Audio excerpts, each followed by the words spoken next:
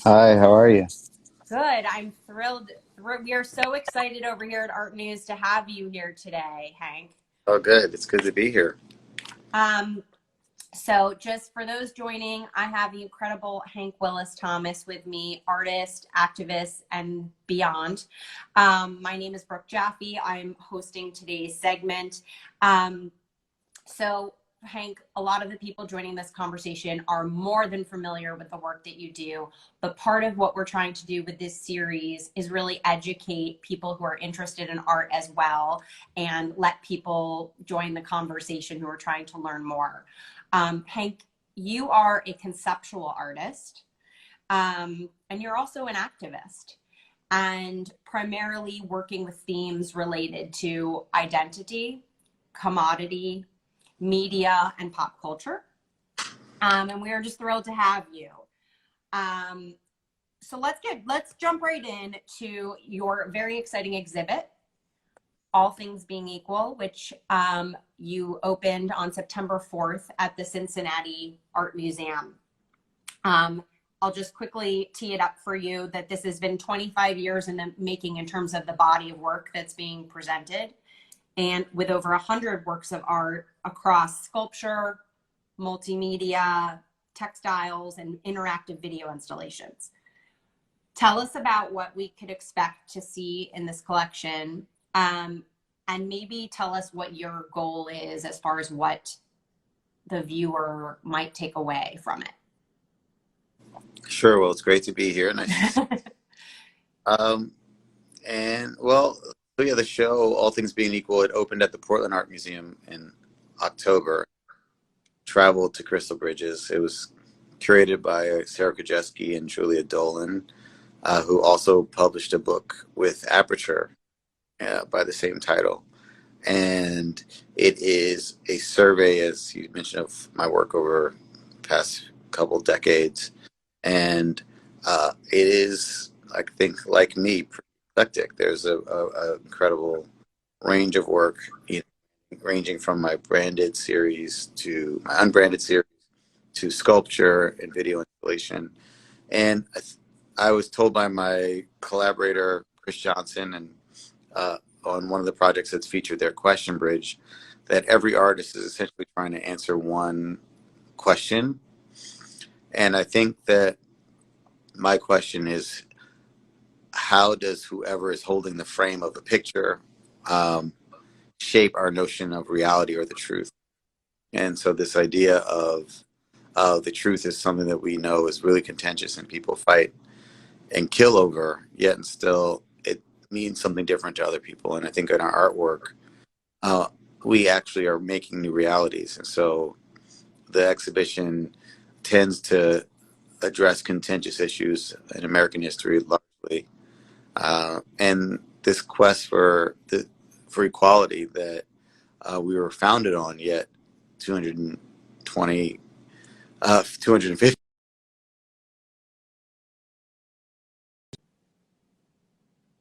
Ah, you froze for just a quick second. You said this equality that we were founded on, and then you kind of froze.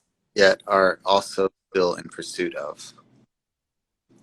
That is for sure. Well, it sounds incredible. For those who can't get to Cincinnati right now, is there a way to access these works, online? Well, it's definitely, I can't wait. I didn't get to go to the opening. I saw via a FaceTime with my friend Will Sylvester, who worked on the installation. Uh, the show and the lighting is incredible. I think the work itself, I'd say almost all of it is meant to be seen in person. So um, I'm really excited to see all the people who've been going to the museum, practicing social distancing, and engaging with the work in a really meaningful way. I try my best to keep things posted and updated on Instagram and social media, but it's been amazing just seeing so much of my work over the past period be seen and read anew, especially in light of current events, recognizing that it can still be relevant and important. Absolutely. And on that note, yes, the world and the current events, we're living through a very historic moment in time, to say the least. And you're such an unusual artist because you use many disciplines. You're a photographer, you're a sculptor, you do these large scale outdoor installations in partnerships with, different groups. And you've constantly focused on American culture, race, gender. How do you, because a lot of your work, you've been doing this all along. Has your work changed in your eyes contextually now because of the times we're living in? And has it changed your perspective on work you'd like to do in the future, or just kind of confirmed that you want to keep going on this path? I know that's a loaded question, but Yeah, I don't know if the nature of my work has changed, the form has changed. I think I've become more comfortable with realizing that doing things like this are part of the work. mhm. So that the work is embedded with a lot of messages, but I'm also one of the messengers, and Yes. that art historians and critics and viewers make the work real as much as I do. So I recognize that, um, especially work that tries to deal with contentious issues needs ambassadors, and who better for me, my work than me, I guess, is what every artist is often asked. Yeah, I think something that keeps coming up in these dialogues that we've been having at Art News is that the artist themselves has to be their own ambassador, and sort of using social media has been a great way to build community. Um, So I watched several of your interviews, and you quote novelist James Baldwin, and it's such a beautiful quote. You say that, well, you quote him and say, "Artists are the legislators of possibility and the parliamentarians of hope." So, I mean, we've sort of talked about that a little bit, but why did that quote resonate with you so much? Well, yeah, there are so many framings about around the art role in society that Baldwin, and also think about Paul Robeson. He said that artists are the gatekeepers of truth. We're civilization's radical voice, because artists are so, we're by and large, we are untethered from most of the norms of a functional society, and that says that you wake up, you're supposed to do this, and then you get paid for doing this, and the blah blah blah, all of the um, more typical ways that we're been trained to socialize. And we are often um, researchers, in our studios, investing our time and energy into things that are seemingly obscure, but also really of the moment, and often of the future. And what I've noticed as I've looked at artists' work from even the 60s, 70s, uh, and sometimes even from the 50s, that they're no less relevant to this political moment than something that I might be thinking about making today. And James Baldwin is a clear example of that. So when we think about artists as uh, the parliamentarians of what? Hope. The legislators of hope and parliamentarians of, Legislators of possibility and the parliamentarians of hope. yeah, is that we can't build and dream or live in a society that we really find to be just, or that we really want, if we don't imagine it. And the artist's role is for us to imagine and ask the questions that allow us to open our minds collectively, to build the things that we feel it will make our society better and evolve. And that is often taken for granted and seen as a side project, where, as in reality, you probably want the creative people to be centered even more, because if we are dealing with centuries old problems in century old ways, we really, if we really want to transcend, we're going to have to take action. Well, and also, I think, creative. I think I also heard you say somewhere else that, and I think it dovetails off of this thought, that civic leaders should think more like creators and artists. So sort of to challenge people in leadership roles to think outside of the box, I think is what you're saying. Yeah, well, we all should be thinking outside the box all the time. That's the box is there to keep us limited and dealing with the problems of the inside of the box, whereas the world has infinite capacity and infinite opportunities, and we should be thinking and working in the infinite space. And the fact that we are dealing with kind of really systematic problems that have not been challenged or untethered in a way that allows us to move forward in a really meaningful way suggests that, yeah, the old ways aren't working, and that we want to try things new. And science does not advance if there were not creative labs and labs for experimentation. We don't really have that so much in our civic discourse, in our political life. And I often find that, like, we as artists are not, as up until more recently, not seen as having something to offer other than quote unquote entertainment and or some form of commercial value.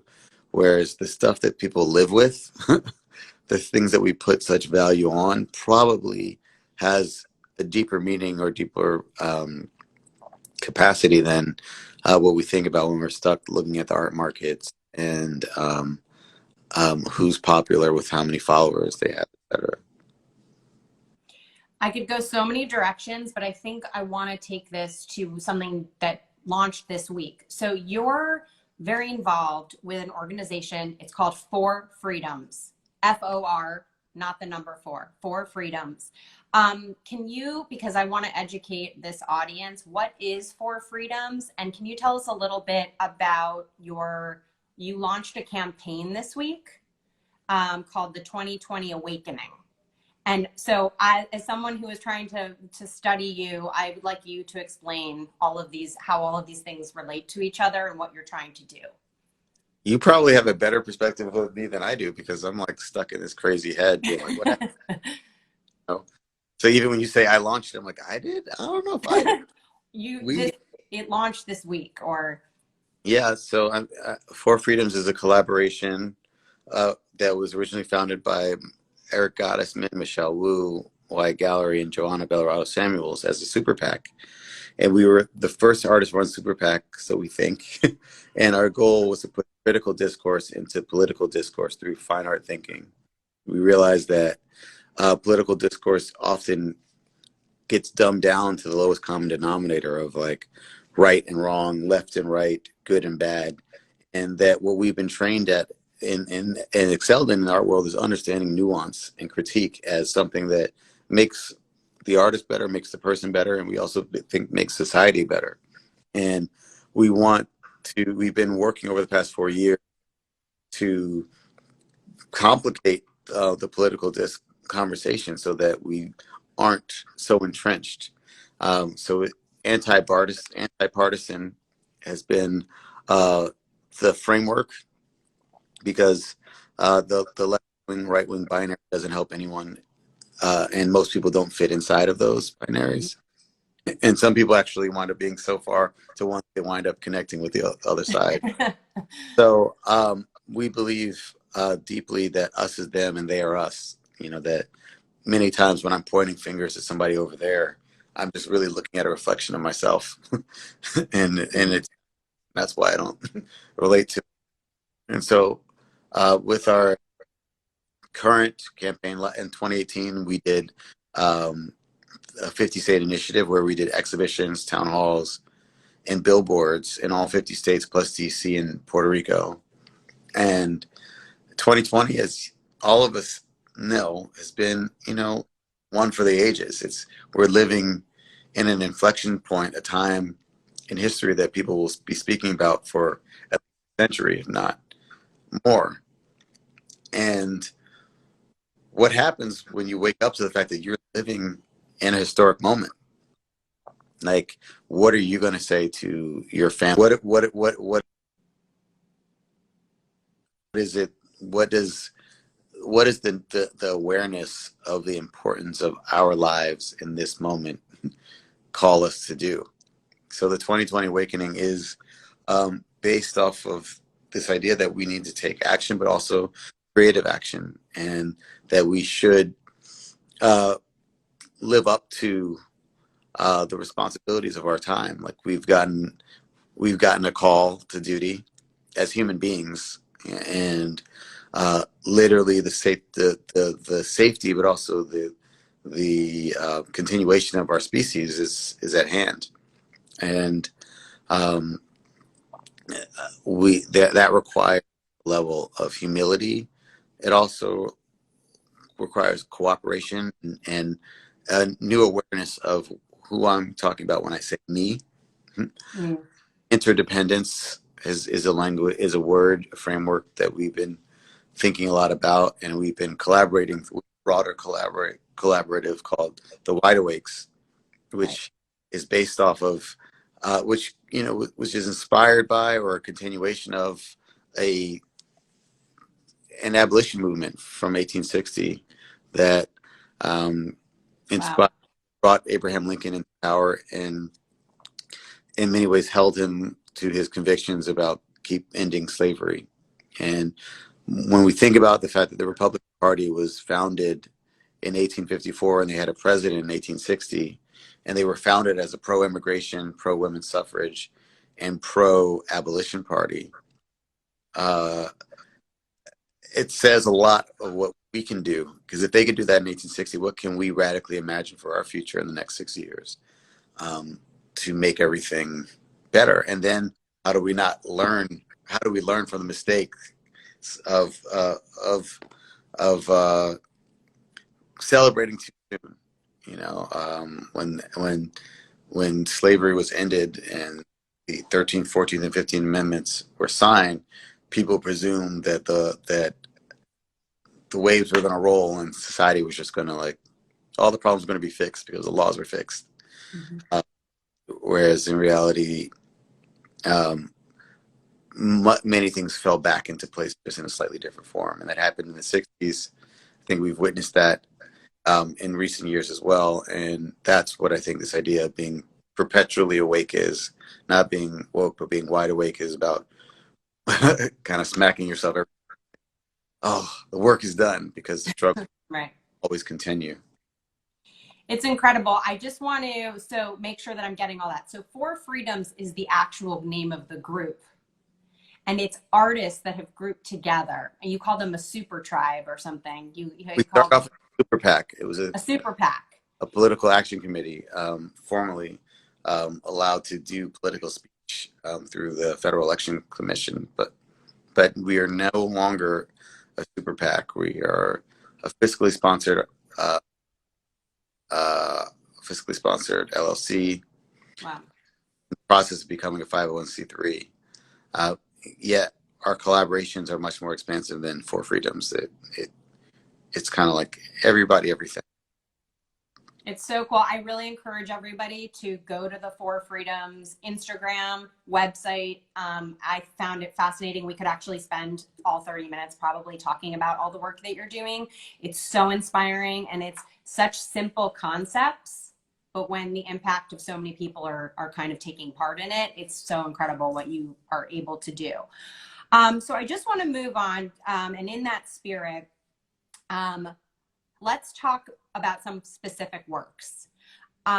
Recently, in the wake of the Black Lives Matter movement, your banner that you created in 2018, All Lives Matter, got on this Juneteenth, was put on the outside of the Human Rights Campaign building, 6 blocks from the White House. And I think this is your largest work to date. It's 85 feet. Is that correct? And so this installation, let's see, I'm actually going to pull up a photo of it so people who had not seen this. Of course, my head is covering it, so that doesn't do much. These are the limitations of IGTV. Thank you. It says All Lives Matter below that, behind her. That is the most ridiculous placement, but I'm so sorry that I'm covering that. All Lives Matter.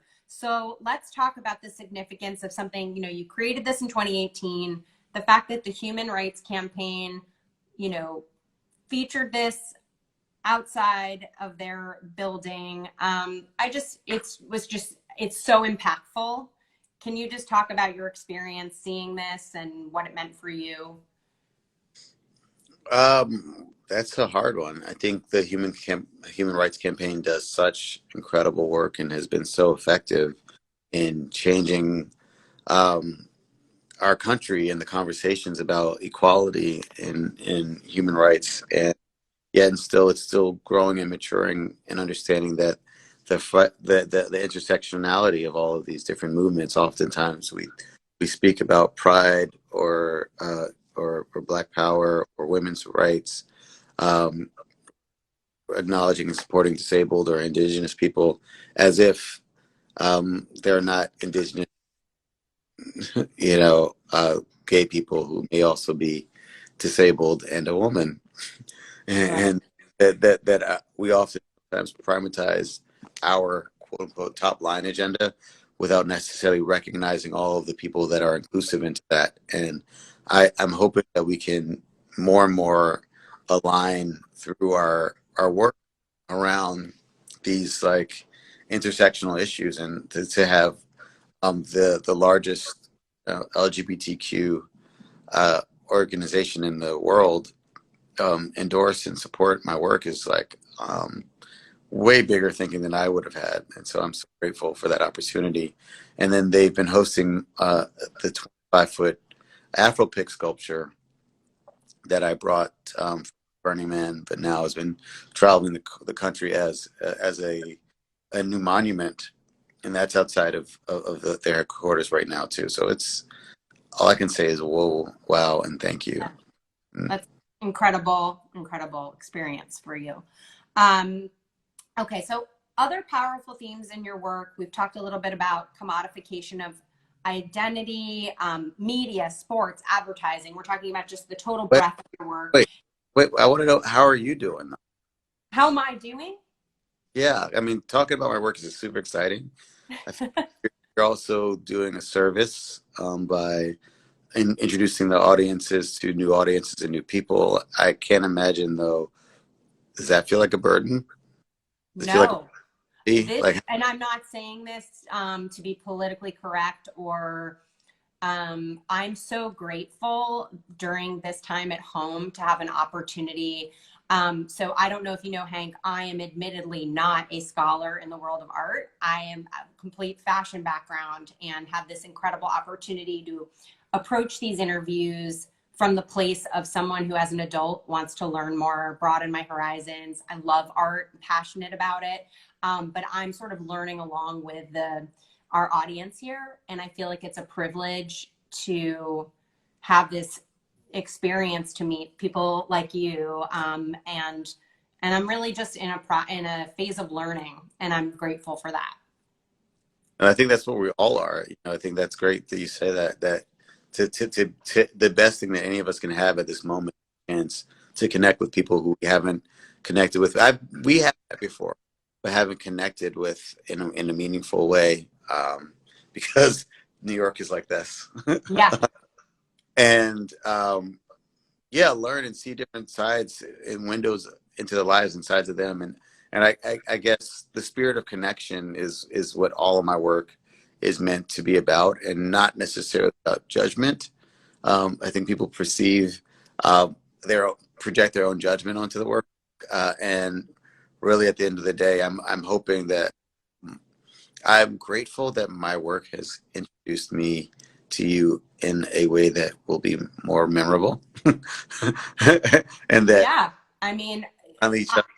the second I found out I was interviewing you and started researching, I mean, there's a whole world, and this is just a small example of what I don't know. And so, yes, I feel very grateful. It's actually amazing how having these conversations socially and looking at someone at first felt very distanced, and now it feels like there's a bit of normality in having these exchanges, and it can feel intimate, and we should all be leveraging all of these platforms to connect. But thank you for asking me. You're the first person I've interviewed who's turned the questioning to me. But I do want to keep talking about your work because one, I was really drawn to, you have a whole series, I guess it's because of my fashion background, the branding series and then the unbranding. So maybe let's first talk about, there's an image of, I'm going to pull up this image. I think many have probably, I'm so sorry that I keep interfering with the art here in these pictures, but that's a Nike swoosh, the iconic Nike swoosh, sort of literally branded into the skull of someone's head. So what draws you to this idea of branding in our culture? Well, I grew up, I always loved advertising and commercials and the stories behind them. And as I grew older, I started to realize that the advertisements have nothing to do with the product or the logos or the trade language. It's almost always about the ideas that you can get people to believe in. And so that I became fascinated with, especially growing up in New York in the 80s, where people were getting killed for, JanSport backpacks and AirDrop speakers and triple fat goose jackets. And like most likely, most of them were, poorer people. And I was fascinated that a commodity like a sneaker could be more valuable to some people than someone else's life. Mm. Yeah. I realized that slaves were branded as a sign of ownership, and now their descendants were being used often as a tool to get other people to buy into brand. And that even me, like I'm talking to you we're on a corporate platform, on a corporate device, and I'm wearing Nike sneakers now. And that how we are living actually within a corporate imagination in more ways than we could ever imagine. And that's where, for me, that branded head piece is talking about this awareness of how my relationship to other humans is seen or negotiated through my relationship with corporations. So true. So then let's now flip it on its side and talk. Just I think you're more dexterous with the filters than I am. I'm not even gonna try to do that. Let's talk about unbranding, a series of works that you did where you took ads that were really targeting Black consumers, and you removed the text and branding to see kind of how the narrative or what the photo might mean without the wordplay. Let's just take a look at some of those and see kind of what did you learn from this? Yeah, so I did two different unbranded series. The first one was called Unbranded Reflections in Black by Corporate America from 1968 to 2008. And then the other one was called Unbranded, A Century of White Women from 1915 to 2015. And the first series, I started around 2005 when I realized that, when you remove the advertising language, you removed all the brands, that you could see what was really being sold. So the truth is better than fiction. And one of the ads that inspired the second series was this one. This is an ad from 1974. Do you want to guess what this is an ad for? I don't know, maybe hard alcohol? This was an ad for the dresses. It said, "Are you the right kind of woman for it? The Mistress Collection." And I recognized that this ad from 1974 literally could not have existed in 1964, where you have a Black man sitting on a wicker throne with two white women basically at his beck and call. And what happened from 1964 to 1974, that it was okay not only to have that image, but to use that to sell dresses to white women. 6 years after Martin Luther King was assassinated at the height of the Black Panther movement, that's what I was tripped out about and trying to figure out. Okay, so when you start to look at advertising, you realize that that's really often, especially at that time, it was white men's imagination about what Black people in general and what white women or anyone else would want in order for them to feel valuable in society. Wow. And the tracking of those ads from 1968 to 2008, and then from 1915 to 2015, I was able to see how our notions of ourselves and our values were altered, manipulated, changed, evolved through our relationship with advertising. And it's pretty astounding. This is from 1972. It says it was in Swahili, "Kama Mama Kama Bintu." This is for an Afro sheen. Now, again, like, this hairstyle was not something that was seen as beautiful. Black wasn't seen as beautiful in general, to mainstream society just 10 years before. And just to think about what a difference the story of advertising can tell. We also saw in cigarette ads, or the first place where Black women were seen as, fashionable. And, where we saw in the Virginia Slims ads, all of these incredible models like Beverly Johnson and Iman and Silk and, haute couture. And to realize that advertising is also a space where people who were not seen as beautiful were first able to be seen as beautiful, but also the question is, who's actually framing those stories? Yeah. How does that evolve? So I just love looking at images from the past as a way to time travel. And it also helps me get perspective of the moment that we're in. So it's so cool. Okay, so I don't want to wrap up. I want to take a few more minutes just because this is way too interesting to end. Quickly, let's just talk about the Cause Collective, because that's another incredible organization that you're involved with. And I think one of the big takeaways that I'm hearing today is, you really do like your work to be experienced in person, it sounds like, and you believe in kind of these really big, like, public outdoor, you enjoy the public realm very much. And tell me if I'm paraphrasing, but can we talk about the work In Search of Truth, which you did with the Cause Collective, which is also another team of its artists, designers, ethnographers who are working together to create innovative statements in the public realm, just for those who do not know what the Cause Collective is. But let's talk about that In Search of Truth. Yeah, so this is me with two of my collaborators, Jim and Ryan Alexiev. We were in Galway, Ireland, and this was a big inflatable speech bubble that you can see right behind Brooke. Only where you get rid of this box. And there's an interface that asks you a question. It says, everyone has their version of the truth. What's yours? Please speak for the next 2 minutes, starting with the truth is. And people would go inside and they would record their truths. And we've traveled it to South Africa, like 35 states in the U.S. Jim just brought it through Mexico. It was in Afghanistan. And what's been amazing is just seeing how total strangers will go into the space and offer such vulnerable realness and beauty.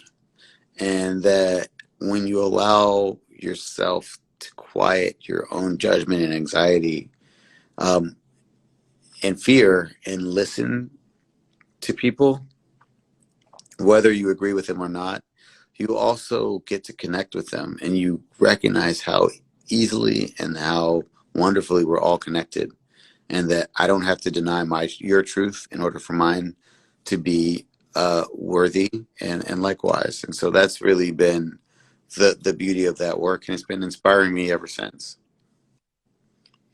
Incredible. It's also, this is a terrible thing to say, but it's highly Instagrammable too. Yeah, I think Instagram is cool. Clearly, I'm addicted to it like the rest of us. They do know who all our friends are, which is kind of a problem. Oh yeah, we do. We definitely know who our friends are on Instagram. Well, that's also true. Yes, I see what you're saying. I'm curious to know what artists inspire you. Well, I guess whoever is making these, these things inspiring. What artists inspire me? I mean, I can't think of an artist that doesn't. You know, mean, I got to speak to Sanford Biggers today, whose exhibition opens at the Bronx Museum, and along with Jose Parlas, whose show is reopening. But what I love about being an art is that it allows me to take on many frames of mind and framework. My mother's a curator, an art historian. My wife curated the last Whitney Biennial for Jekyll Hockley's. So I'm just a big fan of it all. Let's quickly, because you brought your family up. So oh, sorry. What is that behind you? Are those Matisse Oh, cut up? sorry. I love this, and I don't know if we're going to get so that your I Am a Man series, Yeah. which I'm a big fan personally of wordplay and the meanings of words. And you created this in 2009. This, I believe, is in the Cincinnati exhibit. This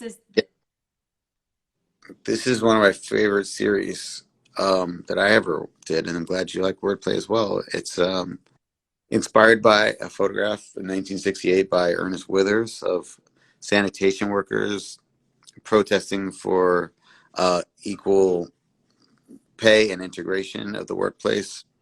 Here might be a photo of it, or that's a different lighting scheme.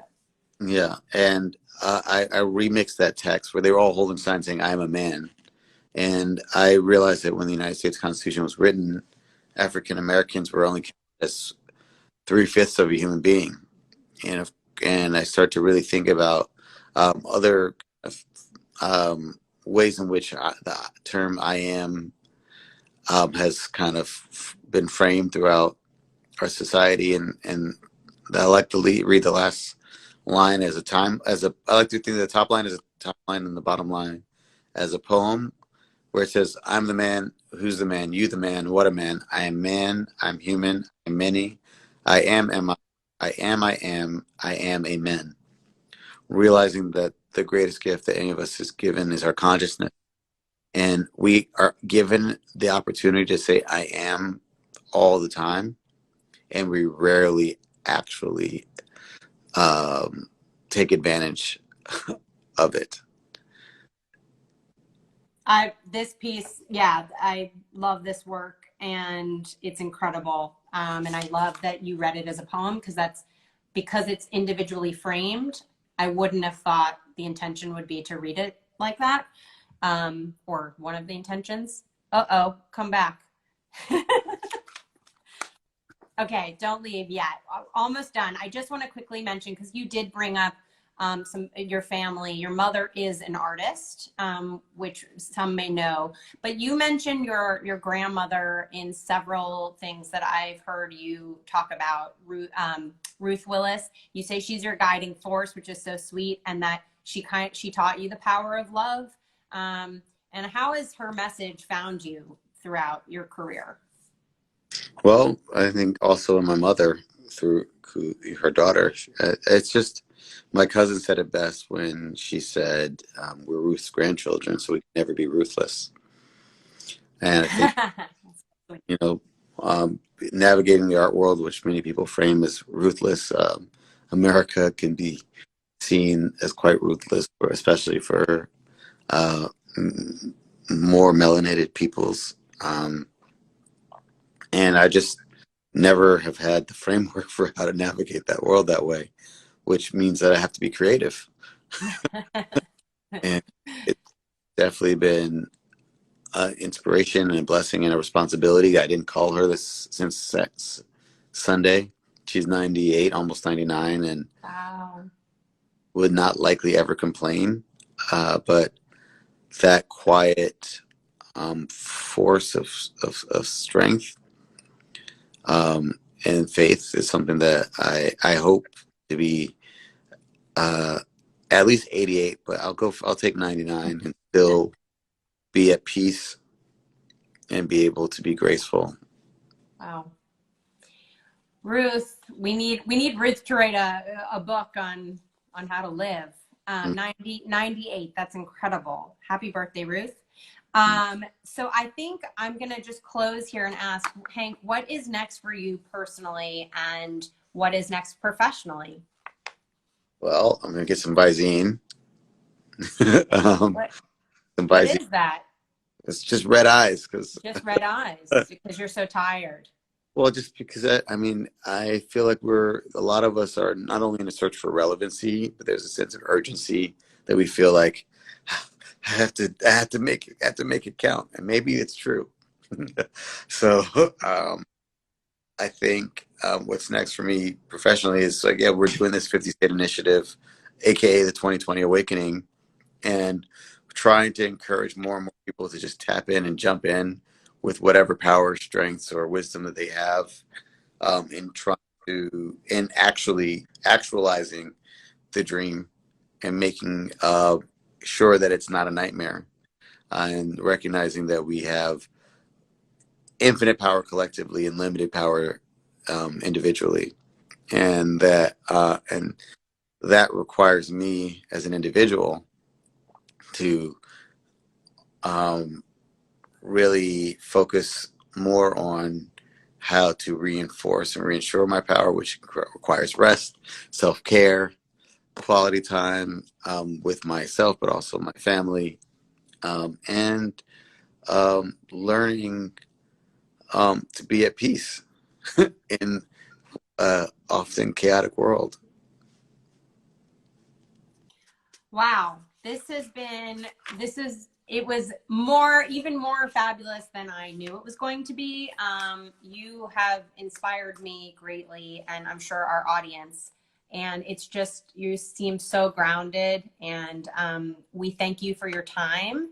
We thank you for all that you're doing, and just excited to continue our conversations with you and Yeah. see what you do next. Well, I look forward to sharing air with you. Yes, look forward to sharing air with you as well. And everyone, just because we are on social media, you can follow Hank at Hank Willis Thomas, at For Freedoms, which I started following, Yeah, and the hashtag 2020 Awakening campaign.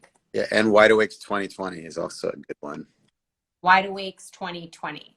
So Yeah. thanks again. Have a wonderful week. Please get some rest, Hank Willis Thomas, and we will see you soon. See you. Take care. Thanks again. Bye. Thanks so Bye. much.